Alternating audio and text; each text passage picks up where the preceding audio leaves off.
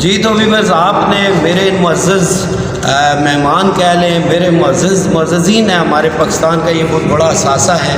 ان کی گفتگو آپ نے سنی تو علامہ اقبال صاحب کا ایک شعر کا مصرع کہہ لیں یا شعر یاد آ گیا، ذرا نم ہو تو یہ مٹی بڑی زرخیز ہے ساکی۔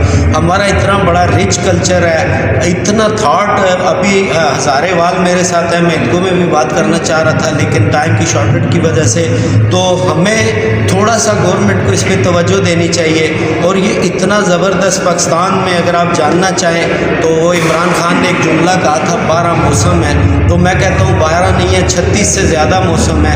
ہر 10 مائلز کے بعد ویدر کنڈیشن لینگویج چینج ہو جاتی ہے۔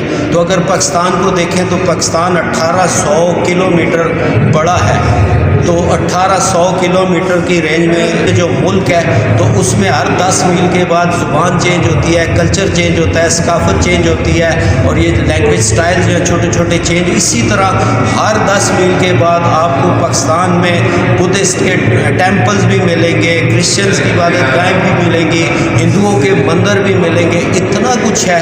موسم ہم دریا سے لے کر پہاڑوں تک، صحرا سے لے کر گلزاروں تک، ہر چیز پاکستان میں موجود ہے۔ نہیں ہے تو صرف پلاننگ کی کمی ہے۔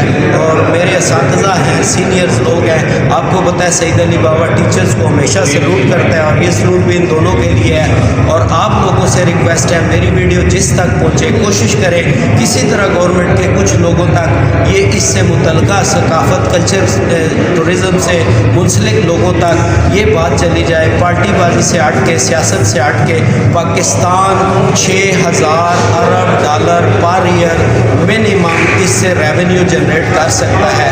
ہم 1 ارب ڈالر کے لیے IMF کے آگے منتیں کر رہے ہیں، ہاتھ جوڑ رہے ہیں اور ان کی شرائط مانتے جا رہے ہیں، جبکہ 6000 ارب ڈالر سالانہ ہمارا راستہ دیکھ رہے ہیں۔ راستہ میرے ان دونوں اساتذہ نے دکھا دیا، میں نے بتا دیا، اس پر عمل کرنے کی ضرورت ہے۔